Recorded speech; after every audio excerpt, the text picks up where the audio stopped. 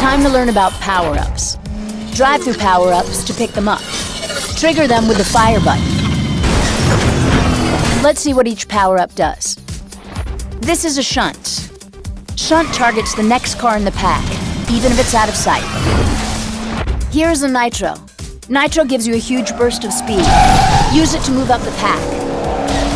This is a mine. Drop mines to attack cars behind you. This is very useful when you're out in front. Let's take a look at Barge. Barge is a close-range attack that will shove cars out of your way. This is a Bolt. Bolt has 3 high-velocity rounds that fire straight ahead. You want to land all 3 shots for maximum impact. This is a Shield. Use Shield to protect yourself from power-up impacts and collisions.